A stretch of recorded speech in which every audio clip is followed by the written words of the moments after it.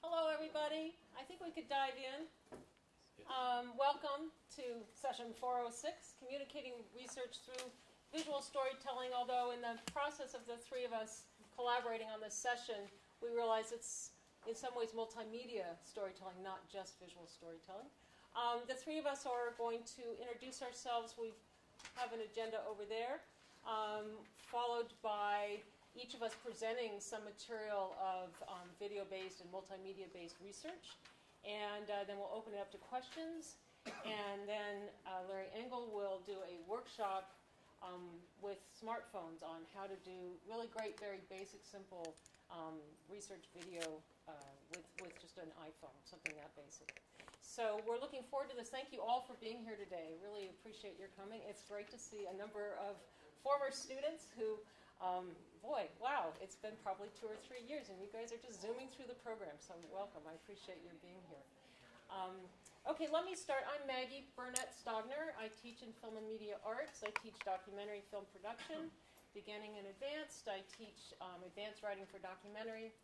I created a course, developed a course with Professor Alan Kraut from the history department called Producing the Historical Documentary, which we hope to teach not this year, next spring of 2017 again. And I've just been involved in developing a course for the honors program on creativity and innovation, which has been very interesting, with Professor Shapiro from the psychology department and Professor Holton from the sculpture department. So we're looking forward to diving into that on Monday. So what we're talking about here today is research and multimedia-based research and video-based approaches. And I'm going to just pull this up so I can read it to you. A lot of people, and there's been an ongoing discussion, ask why use video, why use multimedia, why use multimodal approaches to gathering and conveying research. And some of the findings have been providing a breadth of new tools and richer dimensions, fostering collaboration and interdisciplinary approaches, and it reflects the global and digital communication currency of our time. And I don't know if some of you went to my recent faculty forum. This is something that I looked at in terms of putting a new lens on the past, a lot of the historical work that I've done using video and immersive media. There's a group of scholars that have been looking specifically into video-based research, and some of the benefits that they found that video provides ontological opportunities for research, including looking at human interaction with things, with each other, body language essentially, human activity, how it unfolds through time and space. They also point out something that I've heard from a lot of people over the last 5 years, ever since the idea of using videos and multimedia as a research tool is, well, isn't it bias? You know, you hold that camera, how you hold the camera, how you frame things. Isn't that a really biased approach to gathering information, to documenting? And I had a very interesting discussion at one point with a human rights professor who does a lot of witness gathering by interviewing rape victims in Sierra Leone. A lot of the information that's gathered and compiled and taken to Capitol Hill and other resources. And we had this long discussion about, can you use video to capture in witness accounts from people without the bias of the capturer coming into play? And I thought, well, wait a minute.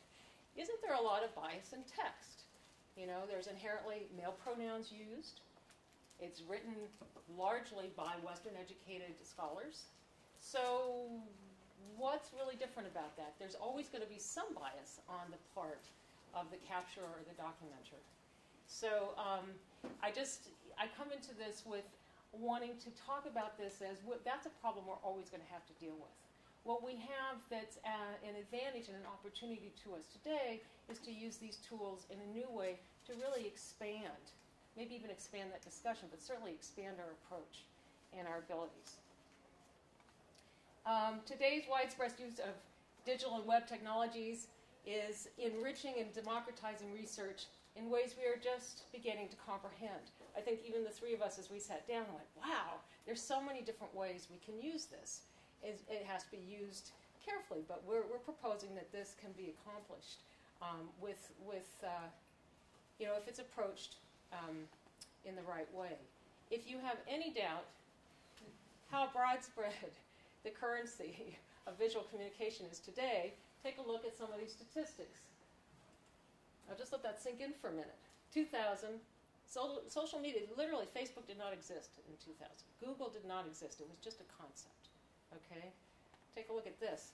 And I just want to point out, 2014, every minute. We're not talking daily or weekly. This is every minute. So this is the landscape that we are moving into, have been moving into over the last decade. Now I'm going to present a couple of examples. One is from the PEW Research Center, which, if you're not familiar with them, they're a very interesting organization. They do a lot of data capturing, polling, opinion polling, demographic research, media content analysis, empirical social science research. They're a neutral, credible source. They don't recommend policy. They just present these broad spread, different forms of data analysis. And they do some advocacy, but they're clearly putting those opinions out when they present things. Again, they're not sitting there saying how to vote. They want to inform public constituents. In 2010, they did a study and found that 7 in 10 adult internet users, 7 in 10, have used the internet to watch or download video. That was in 2010, 5 years ago. 7 in 10 were using the internet to watch or download video, and they went, aha, we should tap into this. We're going to form a video department. So rather than having, I love this, rather than having these reams of paper reports, like many research institutions did, reams and reams of paper reports, they rode the new wave into the future and said, we're going to start a video group.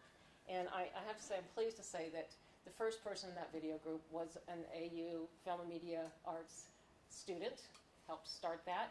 And today it's a whole department, and there are at least 3, if not 4, American University Film and Media Arts students working in that department. And they've done a number of interesting kinds of work. I'm going to go to, they put together what has become a multimedia research department with videos, photo essays, and data visualization.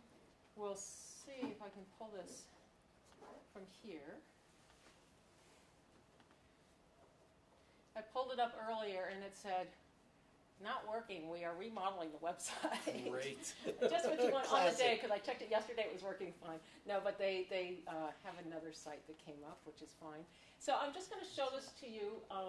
It's somebody, I hope, watch my time for me. It's up there. Is it? Thank you.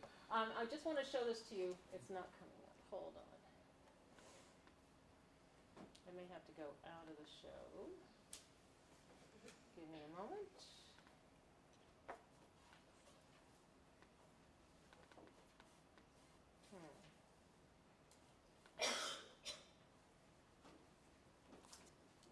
Let me see here. There we go.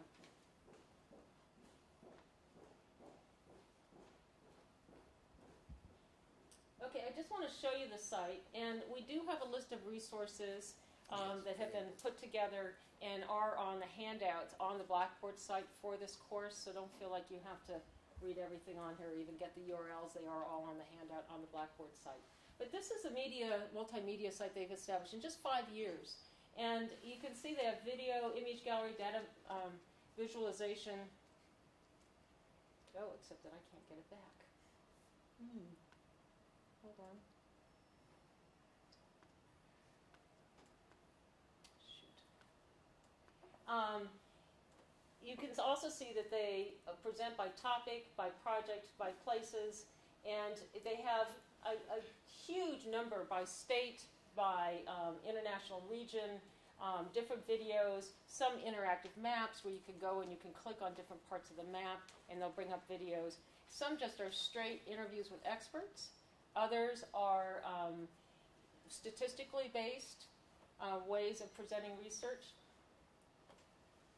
Give me 1 second. I'm just going to change my monitor so we can try to get this.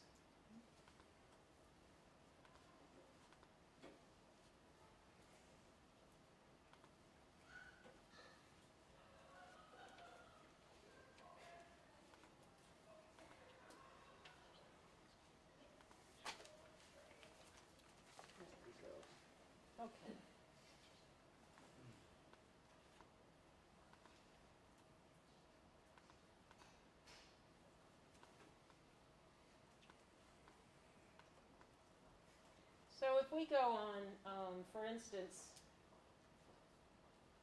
anybody have a preference? Deserts. You want to go, we could even go to Alabama.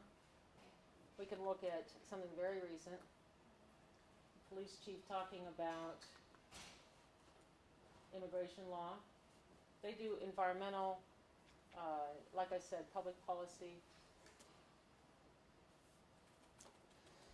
We're going to get sound.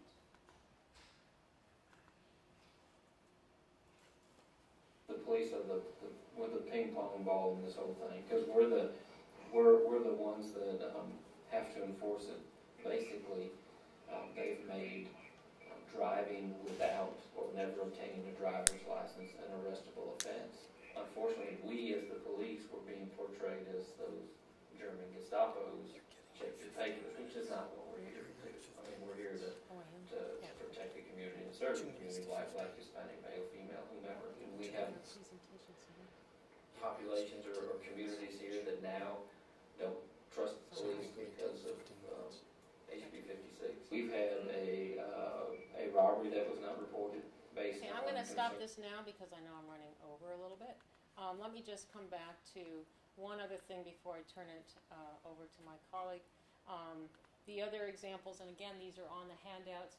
These are the National Park Service wildlife area videos that were made by students who started as interns and then went on to become full employees for the National Park Service.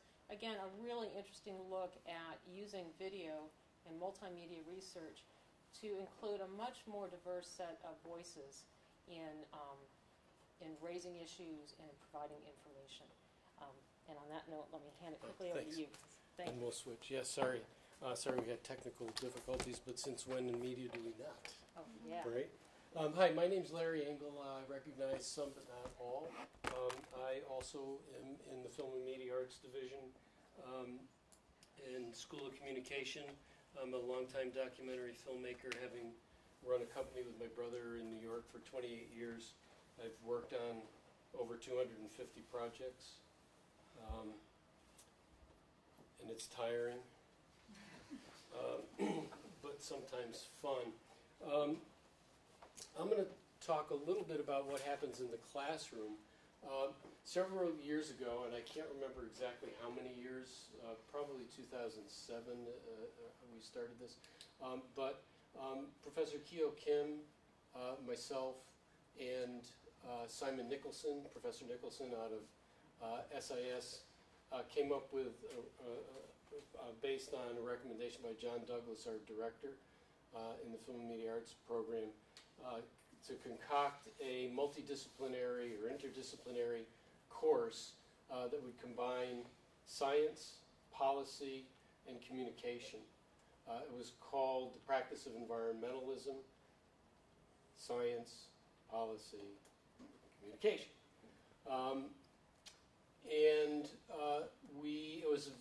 We were told for about a year that it was not possible to be done. Never been done. Three faculty team taught course, and there were problems with who pays for what, who gets credit for what. But we powered through, and we taught the course actually for 3 years. Professor Bill Gentile, who is here, went to the Galapagos Island in the first year. I think it was, yeah. First year because I was dealing with babies. Yeah. Wedding or baby, something like that. Yeah, daughter's baby. Yeah, that's true. I should have gone to the Galapagos in hindsight. But in any case, the course looked at the commonalities and differences in researching in those three disciplines or fields and issues of reportage or narrativity, story. In other words, how does a science peer-reviewed report carry narrativity through the process to its audience? Same with policy, and same with communication. So we had about 24, 25 students each year. It was a spring semester course of research, and then a summer 3-credit course that took the students to the Galapagos for about 12, 14 days. We're going to be offering that course as a pitch here. Hopefully next spring, but with the a winter break, spring break travel experience to the Galapagos. So in the last, I want to show you what our students, who were a combination of the three disciplines. We had 4 groups, and we had students from each discipline working together on research. And after I show this very brief outcome, I'm going to go over to the board and explain why we believe that using or teaching filmmaking, video production, is a very powerful pedagogical tool for non-production courses or programs, given the new and evolving landscape of what students need to participate in the future of their professions and careers academically, as well as within certain industries. So the theme for our last course was chosen by the 3 of us, by the faculty. And the students were able to choose to approach the theme from land use, from natural history, from waste, and I can't remember the last one. And this is what one of the, and all 4 outcomes were based on web presence. This is the beginning of one web series. I'll play just a bit of it. If you know Simon Nicholson, you'll recognize his voice as the rather pumped narrator. I won't play it all. Out there in the vastness of the cosmos, Can we kill the lights in the back? is a world more bizarre than even science fiction could conceive.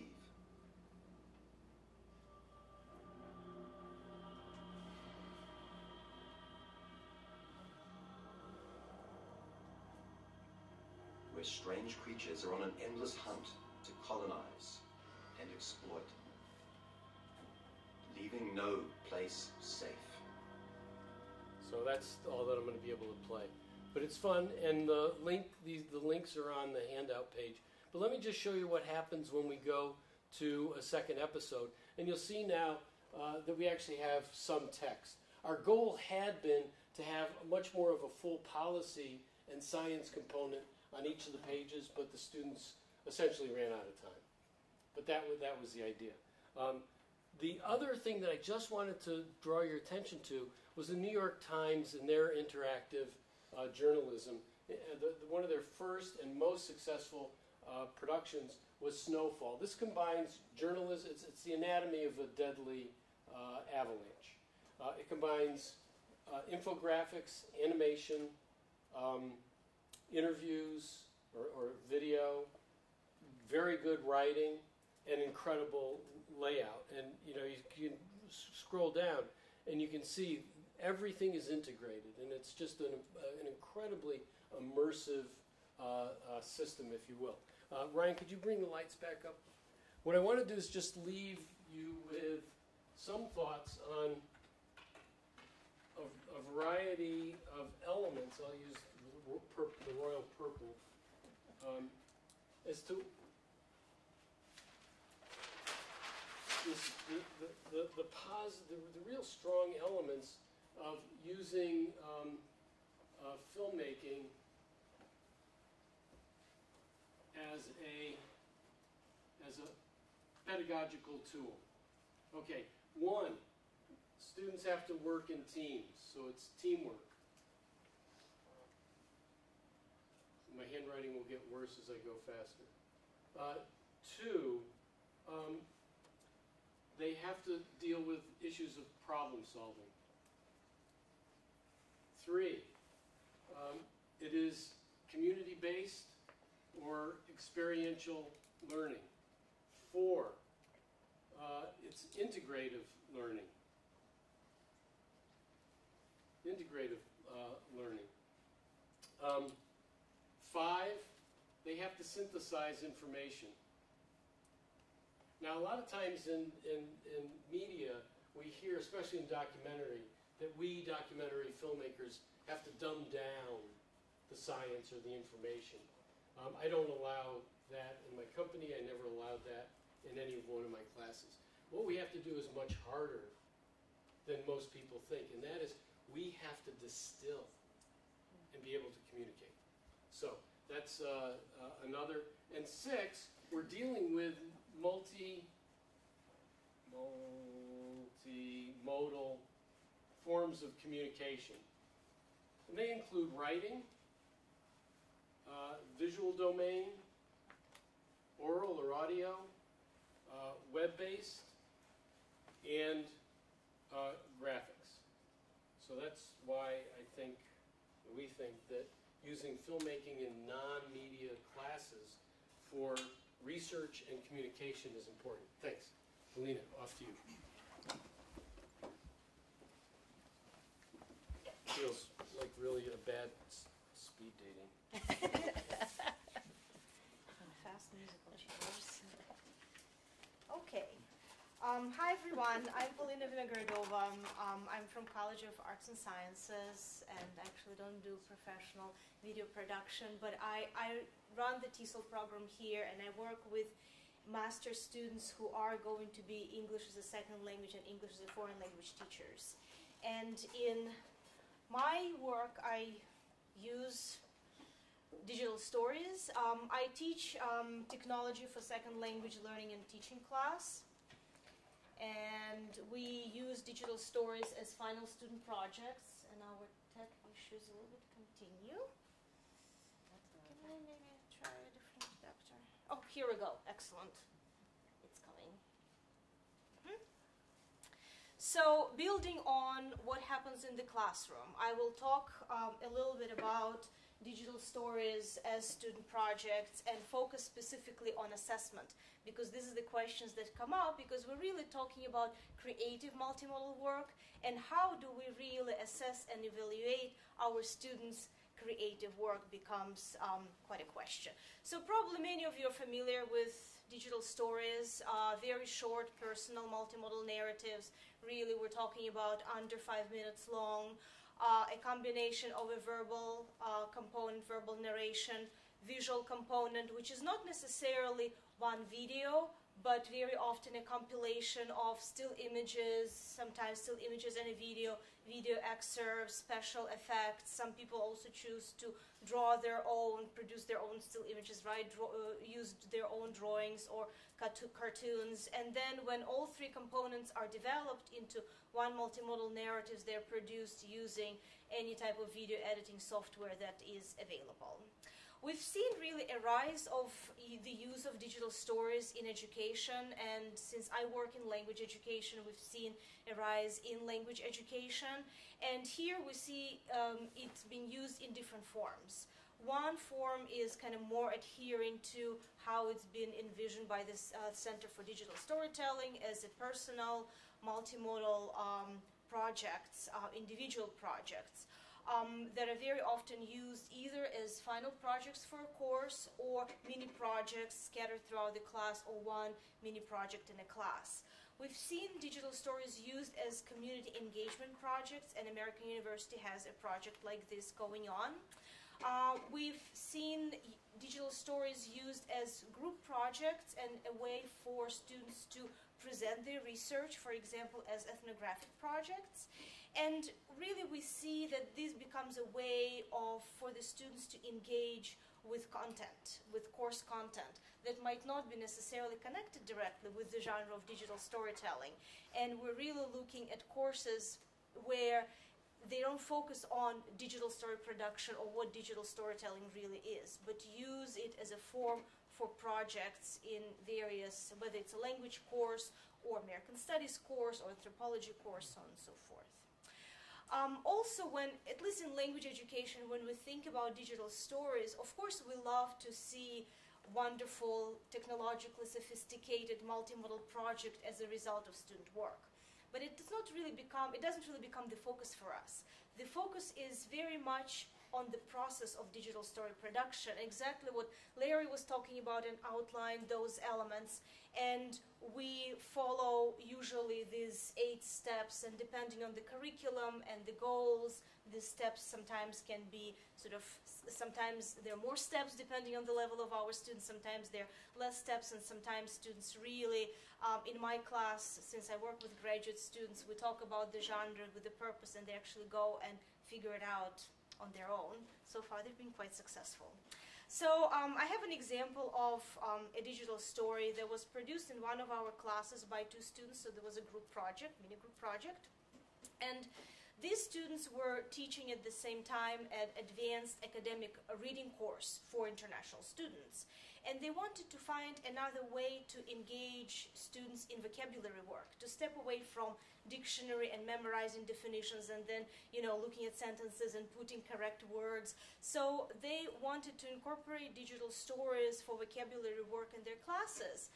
And of course, they needed to model it. So they used this as a chance for themselves to produce their own digital story to use later as an example for their own students.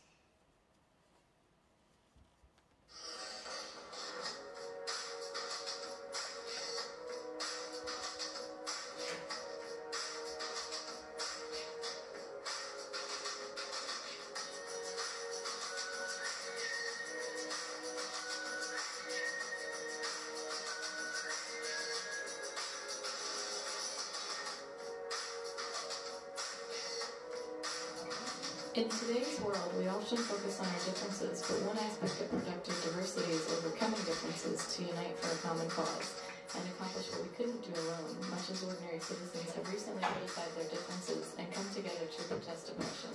The combined larger fish can overcome the smaller fish that would have defeated any single one.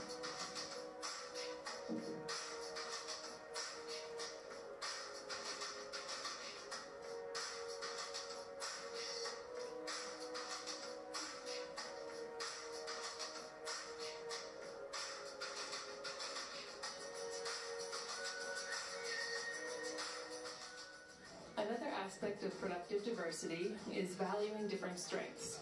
Not only across cultures, but also across species, each being has something to offer. For example, even animals have abilities that their human masters do not. Likewise, we should value each person for his or her special contributions.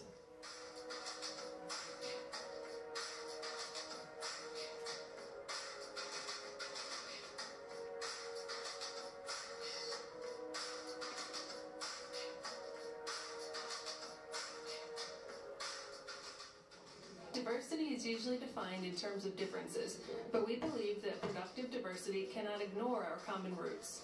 Religion has long been a divisive element in society. However, at their root, most religions have a common origin and mores. Perhaps by focusing not only on what divides us, but also on what unites us, we can make diversity even more productive.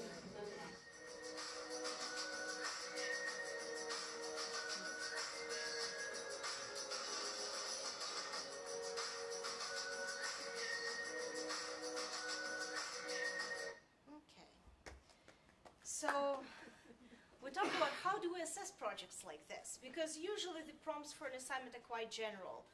Produce a digital story on something that's interesting and important to you. Or if there's a content class, these are the items you need to incorporate. But there's really a lot of creativity and a lot of student choices, personal choices involved. Well, as teachers, we know that when we do planning, activity planning, we need to make sure that we are connecting our assessment and matching it with the objectives for the assignment and for the course. And also, we really need to set up clear and appropriate expectations for our students depending on the level, depending on what we overall want to achieve.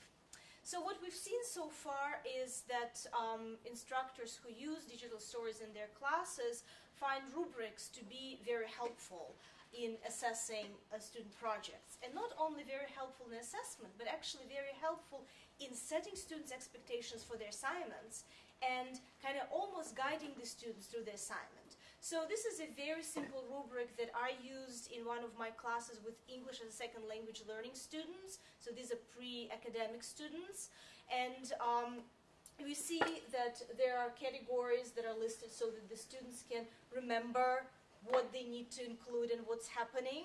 Also, we see that each category has sort of a description, so that reminds what does it mean? And then we have items that match each description. So we also actually have a little bit of a language definition going on here for language learners. And then students receive comments and feedback used on that. Another rubric that I kind of borrowed from my colleague is who was teaching specifically actually a course on digital stories, and this is actually only a quarter from the rubric. It goes on and on. You know, Joe Lambert developed 9 elements of a digital story, so it lists all of those elements and has the definition, and we can see that this rubric is quite different because the course actually focused on producing a digital story and the whole genre of digital storytelling. Another thing that I came across is in content university level courses, our professors sometimes set up just minimum requirements and then kind of give more room to perfecting those minimum requirements. So for example, this was a course, American Studies course, where digital story was a part of a final project. Students wrote a final paper and incorporated digital story in the way that they felt that was working with this paper. And the professor set up basically the points of what you need to do to get a C. And then you can excel and get a B, or you can really exceed the expectations and get an A. So what we really see is that, sort of to sum up, that rubrics help us set requirements, match the objectives, we kind of connect both elements. And at the same time, there's also, again, since digital stories is quite an open-ended genre, we can also do open-ended assessment. What I do with my students is we look actually, since I work with teachers, we look at various rubrics that exist out there. And then we talk, after they produce their digital stories, we talk about what makes a good digital story in their view. And then we have actually a rubric designing activity when they get together and they design their own rubrics, thinking how they can potentially use digital stories in their own teaching and thinking about their own learners as well. Terrific. So, thank you. So yeah. we should move on to questions and maybe some answers. And I'm going to plug in one more slide just that has a few additional areas that are. And again, on the website, if you go to our session, everything you've seen is up there, but there are also other links and references that each of us has provided under our names for your viewing pleasure. Any questions? Larry? Yes. Yes, Michael. Sorry, I'm hiding over here. This is really a question for Simon and Kehoe, who are not here, Sure. about your course. But maybe they reported this to you. Did they feel like the video assignment that the students were doing gave them information that their traditional methods had not? Yes, I think that in each of us felt that the other form of communication provided insight that helped each of us better understand how we communicated within our field, if that's what you're asking. Yeah. I mean, did Simon feel like his students were articulating and understanding the material better by making a video rather than what he probably would have done in his own class, which is All three of us felt that way. Yeah. Because we made sure that each of the teams was a mix of students from the 3 fields. And therefore they had to work before the final outcome and before the trip on science research, on policy research, and some short video production. So everybody had to work in each of those fields together. So it was a good... I'll just add to that, the course that I taught with Professor Alan Kraut from the history department was half history students and half film students. Right. And it was an excellent mix because the history students wanted to broaden out their tool set, and so they found the ability to use video and sound and to interview people, capture that, combine that with images, be able to search historical images. There's huge amounts of archive available now that's been digitized. For the film students, it deepened the content. often the film students don't have the time to go as deeply That's right. into the content in our film production courses. So by doing something like the Galapagos interdisciplinary or producing the historical documentary, the students were able to go much deeper with content experts than they normally might have been. Well, I would assume that, And then that part of the problem in history as well as in like the policy that Simon works on is that students tend to get lost in the details. Right. History students are notorious for kind of rambling on with more facts after another. But if you're required to create a dramatic arc, then and to be pithier. It is the art of distillation. I mean, Yeah. I do a lot of historical producing for large traveling exhibitions, and I always call it the haiku of filmmaking, because you have to take, like, for these, it's 5,000 years of ancient Egyptian or ancient Greek history distilled down to a very short amount of media. There's an art and craft in that, and I think it helps the history students certainly, but in other disciplines it helps people understand how to communicate succinctly through a visual medium. Bill, just for a second. It also, Michael, just as a last point, it really helps our students better understand that when they go out to make a documentary film, they actually have to do research. And it opened their eyes, as opposed to saying, "Oh, I'll just go ask some experts from Sea-Watch, what the deal is, and then I'll go make the film." They realize that they have to become experts in a way in the field in order to do a viable, if you will, peer-reviewed product. Bill? Yeah, I want to follow up on the response to Michael's question.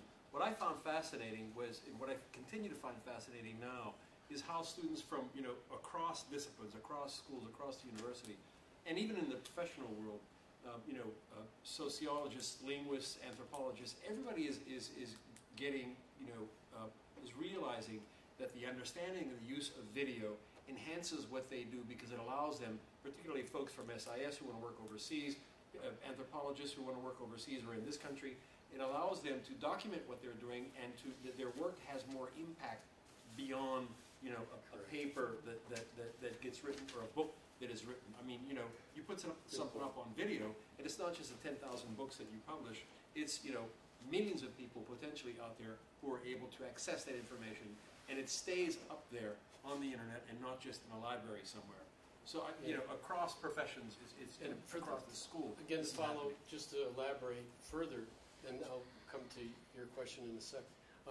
For the last 2 falls, I've taught a 1-credit weekend practicum in SIS on smartphone filmmaking, specifically designed for students in SIS to broaden their ability of impact and expression. In 2 days, they go out, they have no idea how to use this. And in 2 days, they've edited a 3 to 5 minute video. Which we're going to get all of you to do. We're going to get on that be in a second. involved in toward the end. Yeah. Yeah, I was just wondering, especially for the non-communication students, how much time is spent mastering the technical skills, the audio, the editing? Well, I was just last fall. I also do visits into classes. So Betsy Cohn had me come in last semester for 1 hour to get the students essentially up to speed on how to better use their smartphones. And then she had them inside and outside of class work on it. It's not, I don't think, terribly time consuming. The biggest time consumption is in post-production or editing. Just as a quick, also another note, I'm currently working with CTRL formally on a program to help you self-document your research for communication and provide service to your students should you wish to use smartphone photography or video production in your classes. So you can, I had some brochures, but I think they all got used up in the morning. But if you just contact me at Engel, E-N-G-E-L, at American, we'll get you on the list. And basically, I'm going to be providing 3 one-hour sessions with you to get you going and up to speed. I would just add to that, because what your students do is with found footage, which is why I say there's so many digitized archives now and very credible sources. The New York Library just announced yesterday that they have a huge collection now just being made available to the public. They've been digitizing at high-end, high-res, not just low-res, but at high-res, digitizing for the last few years, and the announcement just came out late yesterday afternoon. Library of Congress, enormous resource. You have that up on the... Yeah, all of this, short of the New York Library one, which just came out last night, is on the handout of resources.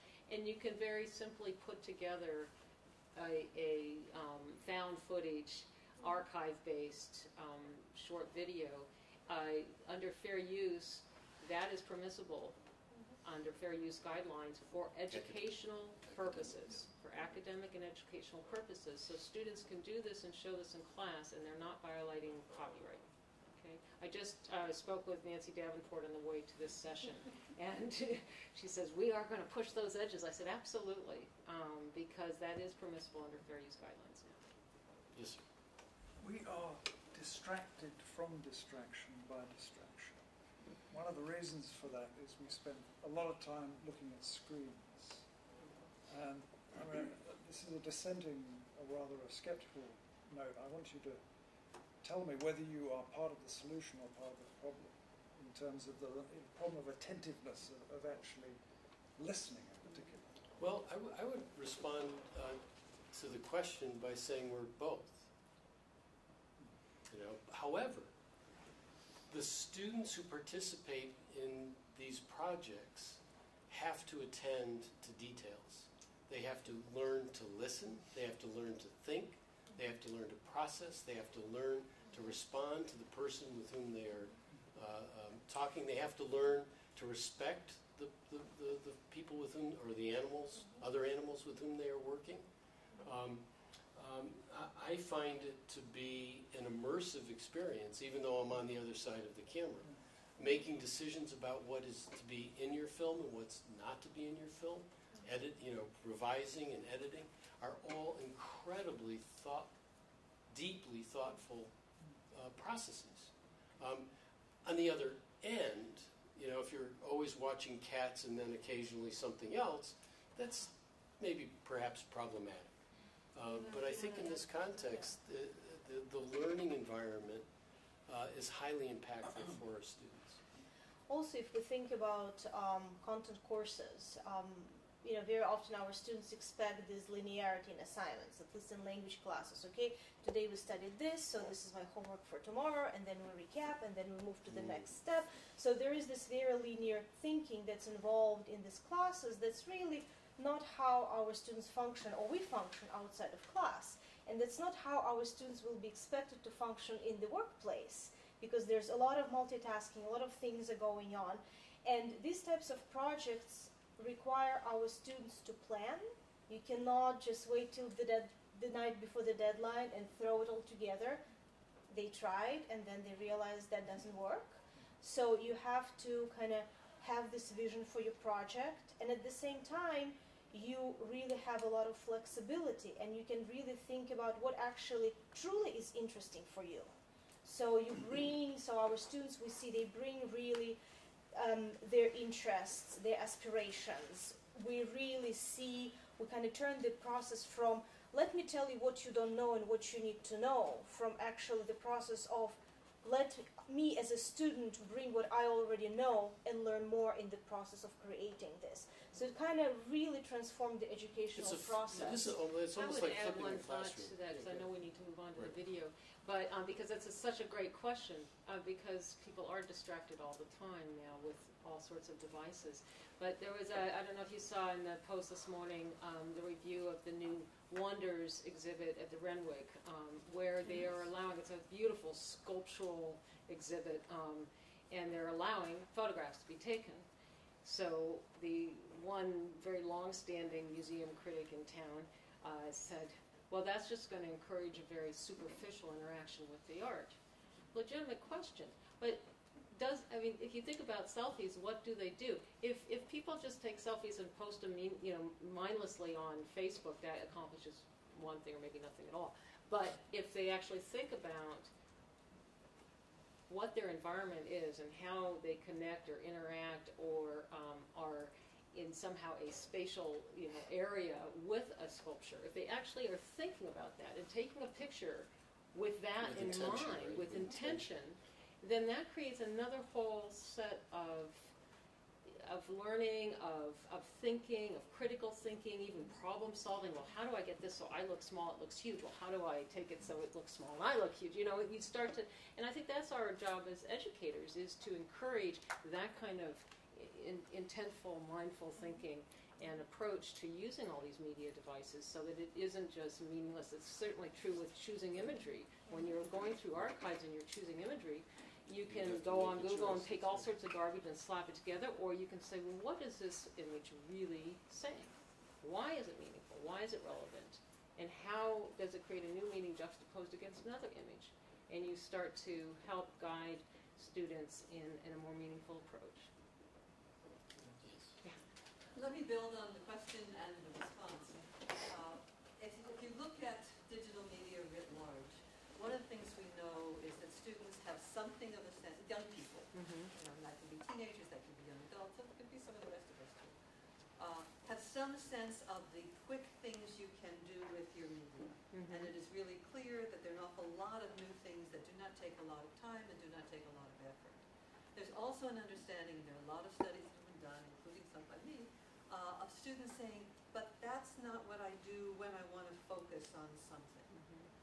One of our responsibilities, and Maggie just touched on this, is figuring out what do we have to educate students to do with regard to media. And I'll go back to the days of word processing when it was young. If you looked at the early kinds of things that students did, usually on mini computers with dumb terminals, they hadn't a clue how to use WordPerfect in terms of the tools that were available. And then what happened as you got through the late 1980s and into the 1990s is we taught people to conceptualize how could you productively use the kinds of tools that were possible in word processing. We also changed to Microsoft Word. I think we're at that same point with video materials where we have a really important, not just obligation, but opportunity to say, what is it we're trying to get people to do? What kind of thinking do we want to go on? So you take museums and taking pictures of objects in museums. The studies that have been done thus far basically say you have some people go and look at the objects as opposed to people go and take a picture of the object and you ask them later, what did you see? The ones who actually looked remember what they saw, and the ones who took the picture said, oh, I have to consult my phone. But we can change that pedagogically. And that's why I see what you all are doing as a really rich set of opportunities to redefine that medium, the cell phone, which is a really different kind of thing for most of us, into a productive educational tool. Perfect segue into our next segment. Okay, so everyone who has a smartphone, please take it out. So I have the 3 C's: control, composition, coverage. And in 10 minutes, I hope I can get enough out to you that you will be able to take this knowledge and use your phones differently. Okay.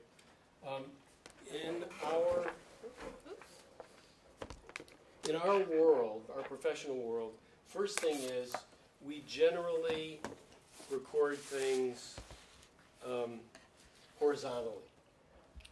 But there is an argument today to be made for professional use of vertical video for social media.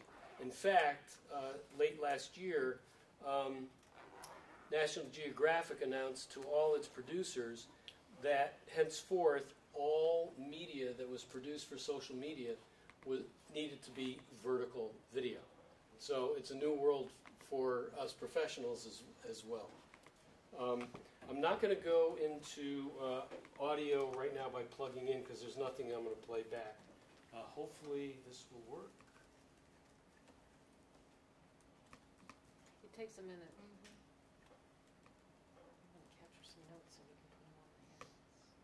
Okay, so while that's my grandson, Hudson. He loves Batman and leaf blowers, so that's the context last fall. And he just reminds me that life is good.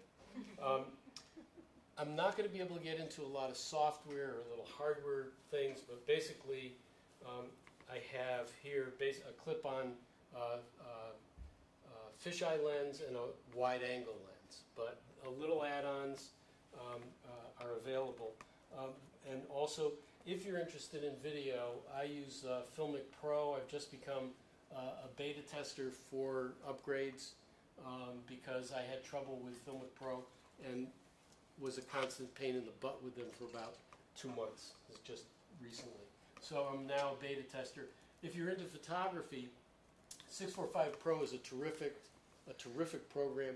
The reason that I love it so dearly is that it's not terribly expensive and it saves your images as TIFF files rather than JPEG. So if you want to do anything large or if you want to do Photoshop or work afterwards with it, you change from a JPEG codec to, sorry, that's my wife, to that. So, but I'm not going to go in either. I'm just going to go into the regular iPhone camera. Now, you probably, for those of you who have Android, you're going to have to find the choice.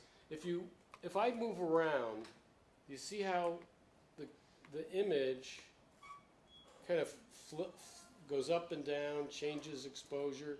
I go over here. It's going to look for focus. And so what you want to do first and foremost is take control of the camera. Lock exposure, lock focus. So if this is the image that I want to capture, I'm going to do a hold. I will say this exposure looks pretty good. My focus is going to be on my skeptic. And if I hold it long enough on my iPhone, I get the banner auto exposure, auto focus, lock. If you look on the left side, I still have a further control here where I can darken the image or I can brighten the image. And now, even if I tilt up, nothing happens. So I have a much more stable, simple image. Now, Bill and I tell, and I think Maggie, everybody tells our students, if you're out filming, the world is an exciting place. And when you pick the camera up and you start recording, it goes even faster. And the tendency is to use the camera as a vacuum cleaner sucking up dust balls. Oh, there's a shot dust ball. Got it. Oh, I see one over there. I got it. Another great shot over here. So Bill always says 15 to 20? 20. I'm a little more, I don't know what, but I say a minimum of 10.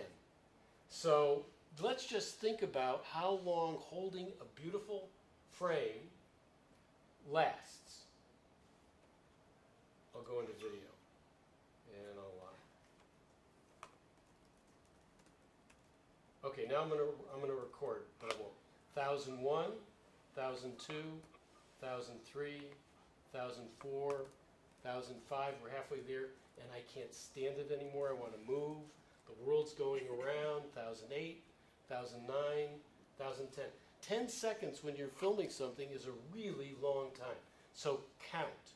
Even to this day, having worked on 250 films and doing most of my own shooting for the last 20 years, 25 years, I still count.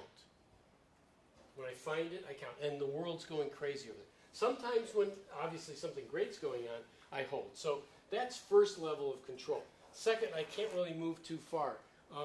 But just realize that where you want to put the camera for a shot and where you want to put the microphone are two very different places. You may find yourself in the situation where can you come sit over here for me and get much closer, actually. Come here, just stand up for a second. Okay, so I may want to be here and say, Kent, tell me, just answer these questions for me. See, now notice I have to change my focus and my exposure for Kent. Kent, tell me who you are, what you do, and why do you do what you do in 30 seconds. My name's Kent Wagner. I'm a student here at American University, and I am studying to better myself for all of mankind. There you go.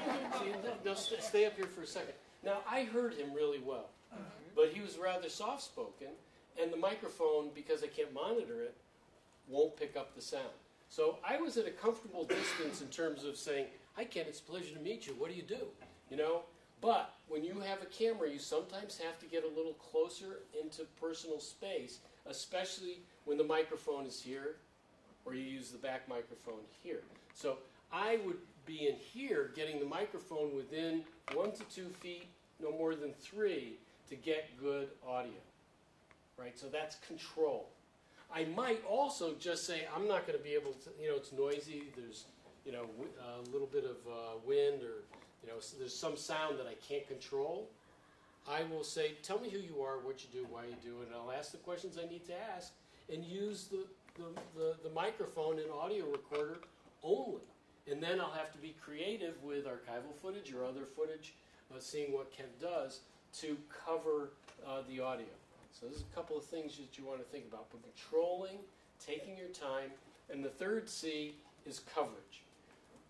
Do you guys know what happens to scofflaw violators? When you get a lot of parking tickets and you get a Denver boot slapped onto your car so you can't drive it until you pay. It's just this big boot. It was created in Denver, and it's a locking device that prevents you from driving your car until you pay your tickets. So I see a lot of filmmakers and students getting Denver boots locked on them. So I have a shot here, I have a shot here, so I just turn here. I have a shot I want to zoom in, so I zoom in and get that. I see some notes, so I'm going to do that. So you stand in one place. In order for you to make a film, you must have lots of pieces to the puzzle, and you must move.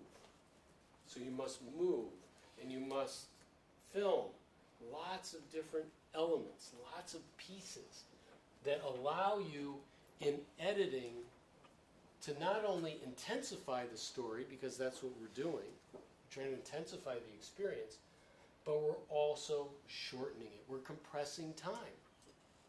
If I don't have pieces of the puzzle, my editor cannot build the puzzle. Right? So don't put the camera where your head is. Put the camera where the camera ought to be to get the best image for your story. That may be on the ground looking up. It may be over here looking straight down. I don't know. Last, when you move slowly with these cameras. Or move really fast. Swish or easy does it. Right? And whenever possible, use a tripod, a pillow, a backpack, a wall to stabilize the image. These cameras are really, really light. Some of the more recent cameras, like the 6 Pluses and the 6S Plus, some of the Samsung's Galaxies, they have image stabilization, which helps a little bit. But that's it. So what I was thinking you guys could do is just, if you have a camera, separate yourselves a little bit in the room and record your neighbor, asking him those 3 questions, answer the question, who are you, what do you do, why do you do it, in less than a minute. Just to practice. Go for it. We're scaring people away. Yeah, they run away. Anyway, thank you for your time. Thank you for coming, everybody. Really appreciate it.